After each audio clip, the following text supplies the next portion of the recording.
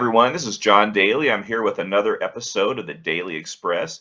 Today I have on an old friend of the podcast. She is a conservative columnist for the Washington Examiner and also the Magnolia Tribune, where she's a brand new contributor. Congratulations on that. I'm talking about the one and only, thank goodness, Kimberly Ross. How's it going today, Kimberly? I'm doing pretty well, John. How are you? And thanks for having me for the third time, I believe. The third time. Third Third time. time. You're not the first third timer. Cliff Oh. Smith is, but you are. I like you a lot more than Cliff. Yeah. But I'll give you that. So, Kimberly, always a pleasure to have you on. I appreciate your time. I wanted to start things off by asking you about a new piece you wrote for the Magnolia Tribune. This might have been your first one for them. It was about political violence, and it led with the recent firebombing of Governor Josh Shapiro's home. You also got into Luigi Mangione and some other examples.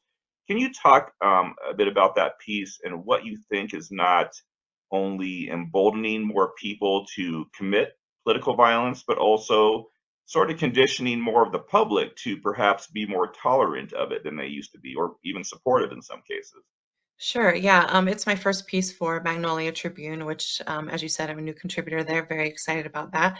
I wanted to write about that because I don't so much think that these incidents are there's not like a rash of these incidents like all it's not like we have one every week or something where someone is almost killed or there's some sort of very violent attack on someone.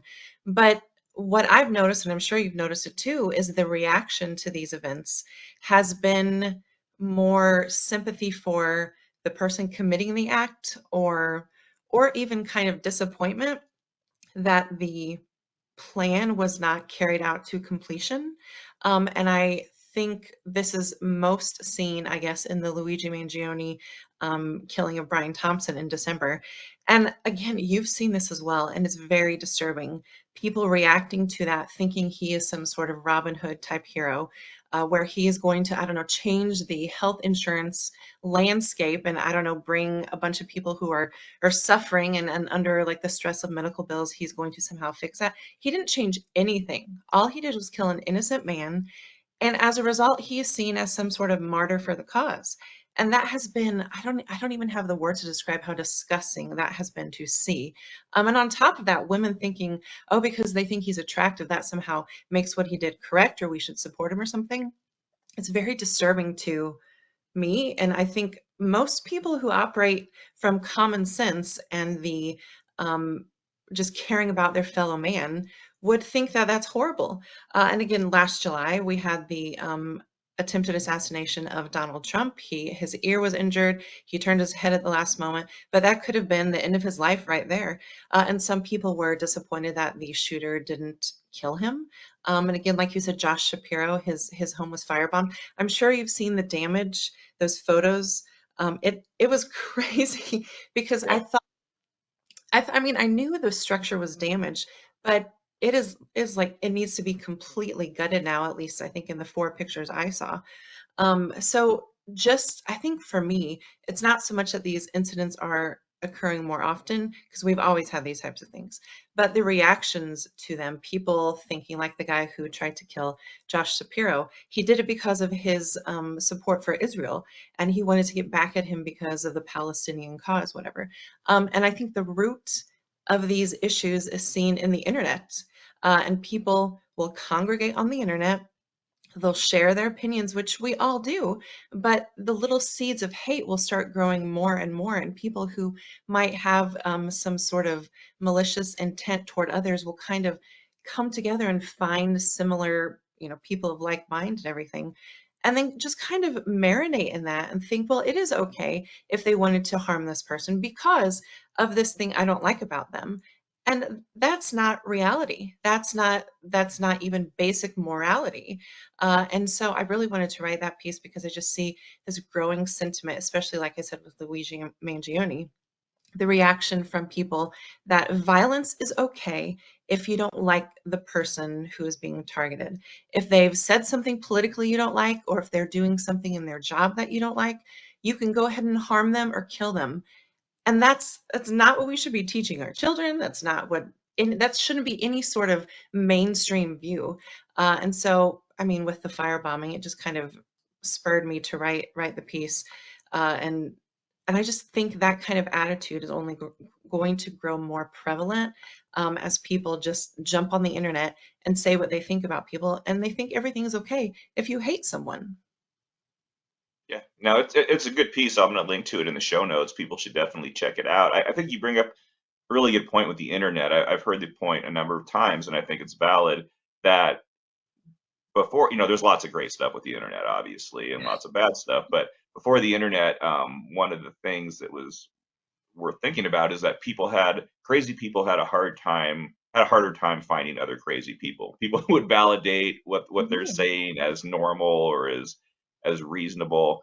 And now you can go on live anytime on your computer and find just someone who's completely crazy, who's going to tell you that your crazy ideas make a lot of sense. Mhm. You're going to get a lot of validation, and that's something I think people should think about, because it's I don't know what the answer is to fixing that problem, if it even can be fixed, but it's a Yeah. definite concern. Yeah, someone on Twitter this week, when we were talking about another issue, transgenderism and pushing that on minors and everything, they said, "Well, what's the solution to this?" And I said, "Well, unplug the internet." And of course, that was a joking response. That's not going to happen. The internet is here to stay. It's only going to encroach upon our lives even more. But like you said, people who are crazy decades ago, they would be in their little corner, just writing in their journal or having these thoughts in their mind or something. And it was a very like singular pursuit. They didn't have people on their side. And then now, because of the internet, they have people on their side. And when you have more people standing next to you, you think your points are valid and your opinions have merit. And that is not a good trajectory we're on. But like you said, I don't know how to change that except people who are full of common sense, I mean, like us, apparently, standing against these sort of attitudes and saying, no, that's actually wrong. You shouldn't be okay with killing someone just because you don't like them. So, Yeah, no, I think there's something to that. I think some public condemnation is good to be called out. I think that's helpful, but yeah, it yes. does feel like a losing battle sometimes, doesn't it? Just on things lot less extreme than acts of violence. It just you try to, yeah, that's part of, I guess, just my personality, or who I am as a sort of a political observer. But yeah, Mhm. I try to do my part to uh, tamp down the craziness and tamp down the extremism, and it just I'm not sure it's actually helping at all. But I think it's good to have people out there at least trying. I mean, there's so much of it, as we've experienced on Twitter. There's so much of it coming our direction, and we can say what we think about it, but it doesn't really change anything. And then, like you said, people like on Twitter, even if they have a large following and they're saying some crazy things and they get support for that, it's this adrenaline rush, and they think that they have valid points and that they should be listened to, and they shouldn't actually be listened to. But that's not going to change as long as people of any sort can have any kind of online account and say whatever they want. Yeah, we're actually I'm going to ask you about a couple of those people a little bit later, so something to look forward to. But I wanted to flip over to the Ukraine situation a bit. Mhm, President Trump said quite famously that he would end the Russia-Ukraine war on day one of his presidency. mhm, Obviously, that did not happen, but over the past 3 months, it's become clearer and clearer, at least to me, that the Trump administration's negotiation strategy on this matter is basically: one, blame Ukraine for being invaded; mhm, two, repeatedly trash Zelensky, and in one case, withhold aid from Ukraine; three, offer Putin virtually everything he wants, and yeah. then only be embarrassed by Putin, who won't abide by any of the temporary agreements, won't abide by any of the brokered ceasefires, Mhm. which then has compelled Trump to further trash Zelensky some more and blame him for not cooperating. Um, it's a mess. Kimberly, is it Mhm. possible that Donald Trump is not the master negotiator that we've all been told he is? Yeah, I'm not sure what game it is now. It's not 4D chess. I don't know what D level we're up to with chess or anything. But I think this was maybe yesterday. He said that his statement of saying that the war in Ukraine, he would bring an end to it within 24 hours of being in office. He said that that was figurative, that he was just, he Yes. was just talking about it like Is it? that.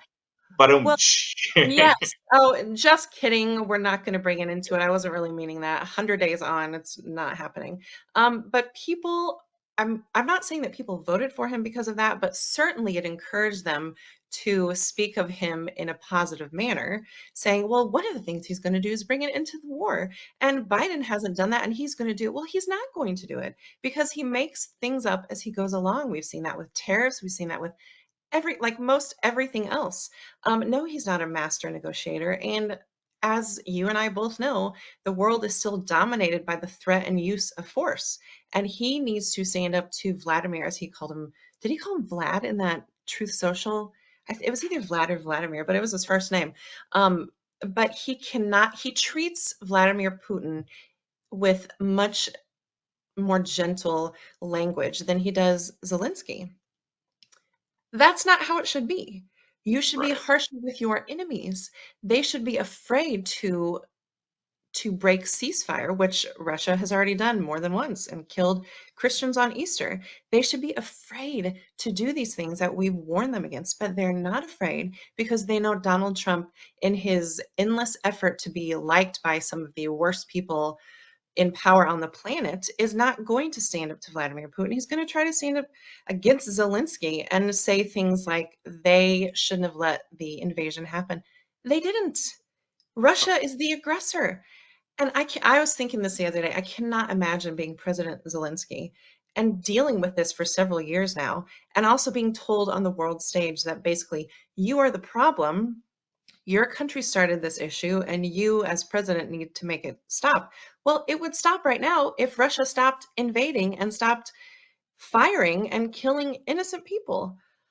So no, I don't see this ending anytime soon. And if it does, it's not going to be because of some great technique that President Trump has. He talks about being this great businessman with the art of the deal and everything. No, he really kind of sucks as far as that's concerned. He talks a big game and he doesn't back up what he's saying. And his supporters really love it. And then you and I, who are not fans, we can see right through it. No, so I don't know when that is actually going to, when the conflict is going to end, but it needs to be soon. And I don't think Trump is going to be the one to do it. Now, I think part of it, he sees there being some merit in this flattery offensive that he uses on Putin. I think in part because that sort of thing actually works on Trump pretty often. Yeah. It doesn't really work on other people that well. But also, I think I've seen a lot of people make this point, and I think to me it seems like we're basically Trump has taken Putin's side on this conflict, and he just sort of wants to. He doesn't want it on his table. He just sort of wants to give away to the store to him, and he's annoyed that Zelensky and Ukraine have a problem with that, with surrendering basically. Um, but with the latest chapter is that it turns out even when promised everything he wants, Putin obviously wants more. He just Right. he's not cooperating. He seems very emboldened to make Trump look foolish. Trump comes out and brags about okay, well, I have this ceasefire on the table, and then a day later Putin's bombing Ukraine again. And it's just like at some point, one would think that our president would feel so humiliated that he would take a tougher stance, but I haven't seen that yet. So No. I'm not sure it's going to happen. No, did you see and Benny Johnson, can't stand that guy. Did you I was see just going to ask you about him in a second, but go ahead. he shared a painting that Putin gifted to Trump, and it was a painting of him last July after he was wounded, during the assassination attempt, and he had his fist raised and everything, and it's a painting of that, and apparently Putin gifted it to Trump, and then like Benny Johnson is tweeting, "Look at this amazing thing that Putin gave to." Is is this reality? Is this the United States of America? The same party that had Ronald Reagan standing up against Soviet dominance? What are we doing? And like you said, sure, you can use you can think about using a tactic to where you try to, I don't know if trick is a word or something, but you kind of treat the dictators with kid gloves until they give you what they want and everything. And you give a little bit and then they concede and all that, whatever. But that's not what Trump's doing. I don't think he's done much of anything. And like we said, Russia still keeps bombing Ukraine. And I think there's a Fox News article this morning that was like, is like Trump was embarrassed by Putin. Yeah, Putin's not on our side. Even when he No. seems like he's on our side, he's not on our side. He wants to humiliate us. He wants to dominate Ukraine, and he wants to expand his control. And I don't know why we're not talking about it in those terms, and especially why we're not saying that Ukraine is the victim here as a country. And even if you disagree with the certain domestic policies of Zelensky, you have to scale it back and look at the black and white of the issue and point to who started it and who's the victim country in the situation. And I don't think Trump is doing that. I don't think Vance is doing that. The administration as a whole isn't. And I think that is probably one of the most disappointing things I've seen about this current administration, just the reaction to Ukraine, especially from an administration that is so pro-Israel. And I've tweeted about this before. I think if we're going to support Israel in their conflict, the consistent position is supporting Ukraine in their conflict. And it's not the same players, it's not the same, strategies, it's not at all. But I think we need to take a very firm stance on which side of the aisle we're going to stand on and not waver just because we think we don't want to make Putin mad or something. The guy's not on our side. Let's stop acting like it.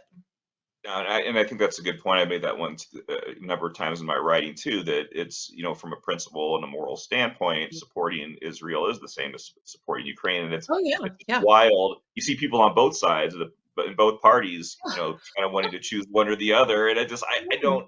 It doesn't make any sense to me. Like the few of us are standing in the middle and we're like, no, you can support both. But then they don't listen to us because there's like about a dozen of us in the middle standing here supporting both of them. Yeah, And the yeah, majorities on both sides have like people, oh gosh, just people on the right.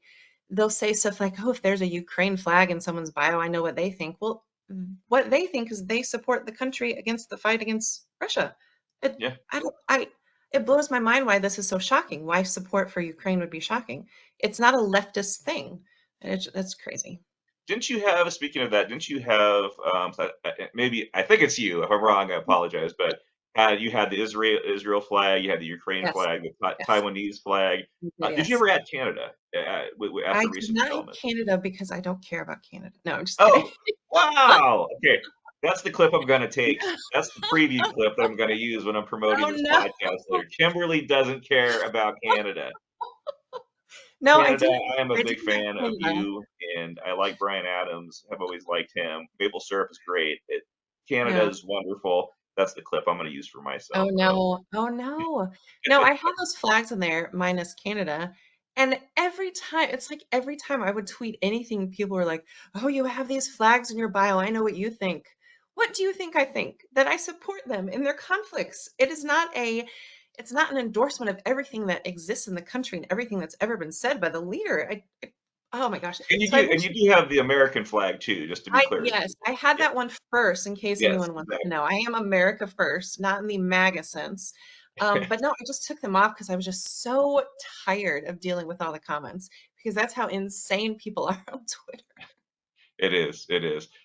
So Kimberly, you talked about Benny Johnson earlier. Typically, I was surprised you had the criticism. You're usually a big fan of his, from what I've It is seen. a lie. When you cut You this clip, I'm just wait a saying it's sec. a lie. So I have quotes. You have referred to him as an intellectual heavyweight and a Mm-mm. voice of integrity that America needs. Is that wrong, or is that right? No, that's wrong. Oh, okay, my mistake. Absolutely wrong. No. Perfectly innocent mistake. But the other day, I guess it was on his podcast, Benny was talking to U.S. Senator Ron Johnson.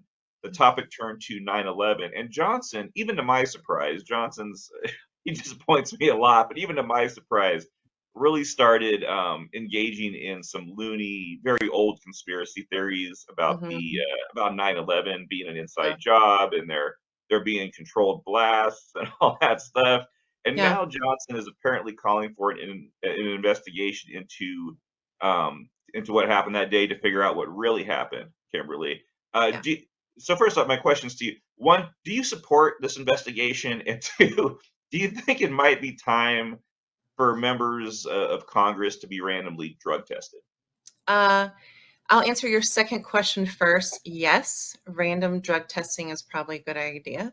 Also, cognitive testing is probably good, considering most of them are getting up there.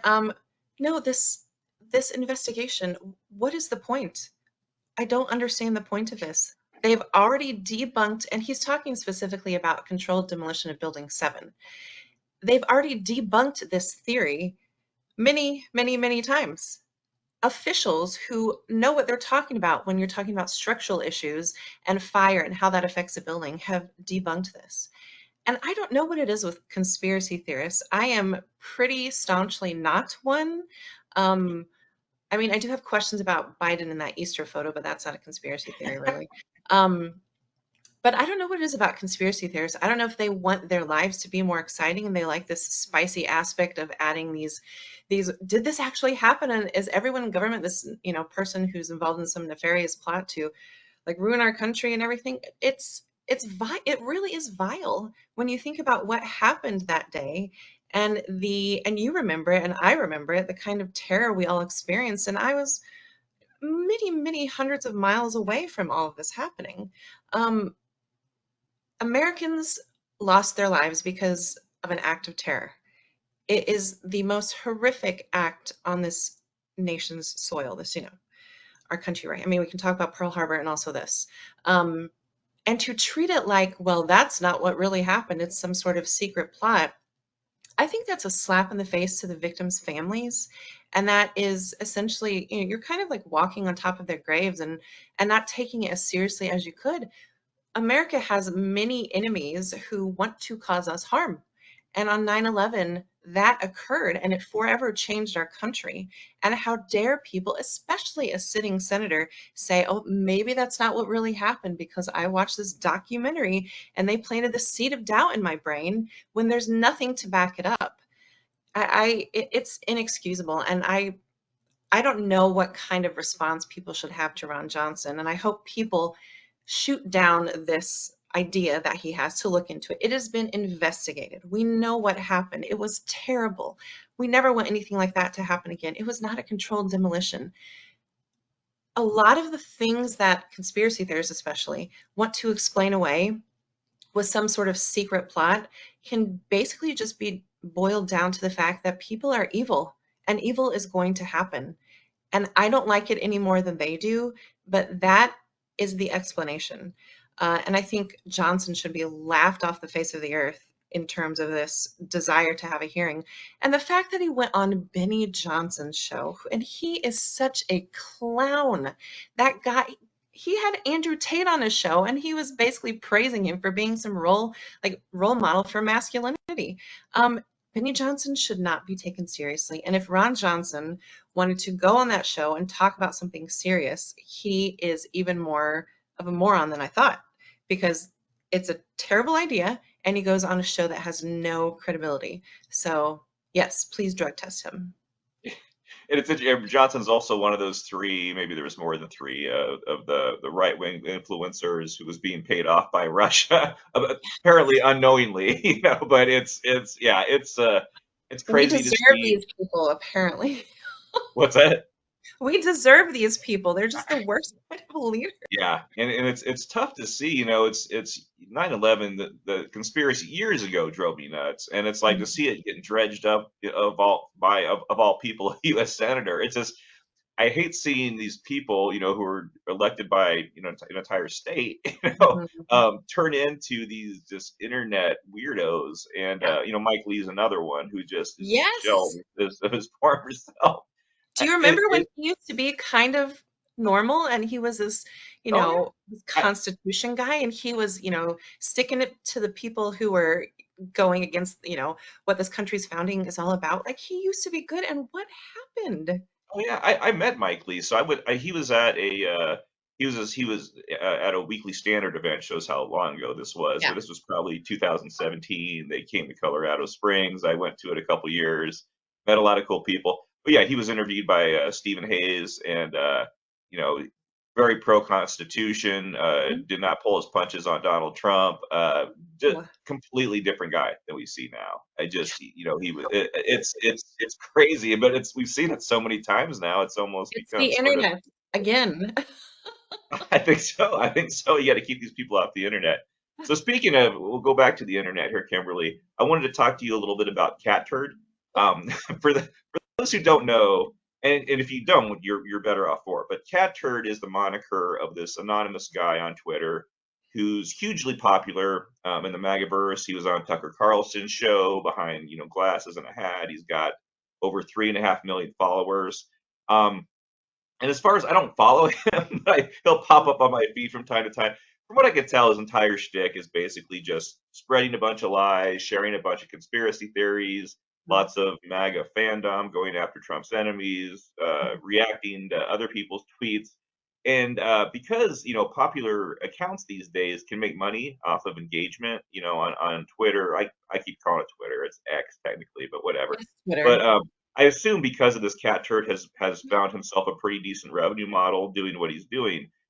Anyway, the other day he was on Twitter. I'm going to say it again. He was complaining that over the last month or so, the algorithms haven't been allowing him to get the kind of engagement that he typically has. And Right. when this quote cracked me up, he said, "It's hard." He was whining.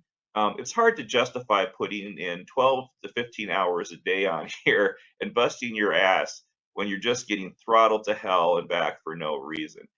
Kimberly, I saw you weigh in on this. You were not very sympathetic to the plight of No. Catturd. No. And you sort of question how he chooses to spend his time. 12 to 15 days is a lot of time. But I will have to ask you, what do you have against a working man just trying to make a buck, Kimberly? Oh my gosh. He is an adult human male who named himself after cat feces. And he has the fact that he has so many followers is just it's painful. It's just painful to see and think about. I don't follow him. I've never done that or anything. He quote tweeted me, I think it was last summer, and I Yes. didn't know it because I have like all that stuff muted. Like if someone quote tweets me and I don't follow them, I don't see it. But I started getting, like, tons of, like, crazy angry comments, and I was like, "What happened?" "Oh, Catturd quote tweeted me, he didn't like what I said." Um, but, I mean, this guy it's not like he's just an account with, like, 50 followers. He's been on Tucker Carlson. He's met with the president. I mean, there's this like, he has a following, and like you said, all he does is spew absurdities and conspiracy theories all day. And for him to think that spending 12 to 15 hours on Twitter is some sort of work. I mean, hopefully someday men who are involved in manual labor will understand how hard it is to be captured because they can't relate because they just do manual labor and they work hard and they sweat through it. And Catturd is doing the important work, sitting on his butt and tweeting these insane things into the environment. No, I can't stand the guy, and the fact, like I said, that he's so popular is it's just a terrible it's a mirror to, like, what we are as a human race, and, like, I think most of the people who support him I mean, this is gonna sound terrible, but it's mostly, like, I think, like, boomers, like the MAGA I'm not against boomers, my parents are boomers, but just like the boomer Wait, MAGA that's another clip. Oh Kimberly's my against boomers. I'm gonna selectively cut that. That's going out. But go ahead. I'm sorry, I Well, didn't I mean to. always say something on here that you clip, and then it just works against me. But no, I really think it's like the MAGA boomer type who they never question Donald Trump. I've never seen Catturd, and I hate saying that name. It just like lowers my IQ just by saying it. I've never seen him question Donald Trump, and he's still taken seriously. And he was like on Donald Trump Jr.'s podcast, like, and he has his own podcast. This is not a person whose opinions are worth any. It's called like kitty litter or something. Just terrible. But the fact that he is so popular, it's just a reflection of us and who we are on the internet as people and a human race. And I cannot wait until his popularity lessens. And I don't think that's happening anytime soon because we have 4 years of this president left. So Well, the good news, I think, for everybody, Kimberly, is that my Twitter engagement has been up a little bit that's lately. good. So I must be taking some of the people kind of leaving Catturd, and I got like I think I got like a royalty check of like $12 the other day from Twitter. So that's very Yes. very exciting. It's I'm doing well. But so I want the last topic I got to ask you about. So this has nothing to do with politics, nothing to Mm-mm. do with the internet. Just something I find fascinating. So Kimberly, you are a big fan of the movie Star Trek: First Contact. You talk about it from Yes. time to time. I Hmm. believe it was 1996 it came out, and I remember actually seeing that one in the theater. But you really, really like it. It's with Love it. the Next Generation crew, Picard and company. Why do you like it so much? How did it capture this special place in your heart? Well, I love Star Trek, but I wouldn't necessarily say I'm like a Trekkie. It's not like I don't have costumes or anything, Your but ears. You got pointy I've ears? no, I don't. But I would wear a Bajoran earring if I could because those are pretty cool. Um, I'm not like a Trekkie. I've never been to a convention. I would go to a convention, but I mean, I'm not like as into it as some people. But no, I grew up on watching The Next Generation. My dad is a big, outer space guy, and so he was watching that, and I fell in love with The Next Generation, and I watched that through its whole run. And the Next Generation crew, gosh, I can't believe I'm talking about this on your podcast. Oh, The that's all Next right. This is the place to do it. We got to hash this out. the Next Generation crew, there's such a connection to my childhood when I think about them and their characters and what they like went through as a crew and like the ship and even the music and Captain Picard and Data and Jordan and all that. It's such there's so much nostalgia there for me that I love anything with Next Generation. Now I didn't watch Picard, actually the show that I think the show has ended now. I think there were 3 seasons. But I started watching the first episode and I fell asleep and then I didn't finish the rest of the series. And I don't really want to watch Picard when he's older, trying to do that thing. But the original run of Next Generation just means a lot to me because of how much I loved it as a kid and how much I still watch episodes as an adult. And First Contact is the best one of the TNG movies. Now it almost ties for my favorite Star Trek movie. Um, well, I guess it's a little bit better than this one, but I almost as much love Star Trek for The Voyage Home, which Oh, is it's from 1986, and it is when they come back to Earth and they have to there's a whale and there's like this whole like it's just they have to like transport the whale back to their present time. It's a whole thing. But that one is really, really spoiler good. alert. Spoiler alert. Well, sometimes people call that movie the whale one because there's a whale in it Yeah, and everything. But no, I love First Contact because I love the crew and just their interactions and the characters. And yeah, and its connection to my childhood. It really reminds me of that time period, which I think was actually a better time period. And I know we keep talking about this, but I think before the internet really took over our lives, I think life was actually better in a lot of ways. And it reminds me of that a little bit, so I love it, and I'm gonna have to watch it again now. I haven't watched it for a couple of months, but I need to watch it again. So, yeah, and I tweeted interesting. a So, meme about that the other day, and that's why this came up. yes, that's I've seen you talk about it before, but no. So yeah, I might surprise you. So I like the movie too. I think it's pretty good. I got to But do say a you couple love it? things. Do you love I it? don't love so definitely the best of the Next Okay. Generation movies. I Yes. agree with that. Yes. Just Mhm. like so, I'm surprised the fourth was your favorite of the original because mine Mhm. was Wrath of Khan, Star Trek Two, Oh, that's which good. is That's good. also good, yeah. Oh yes, and then of the newer ones, the first one I think it was 2009 with Chris Pine. Love that Mhm. movie. I That have one's good, yeah.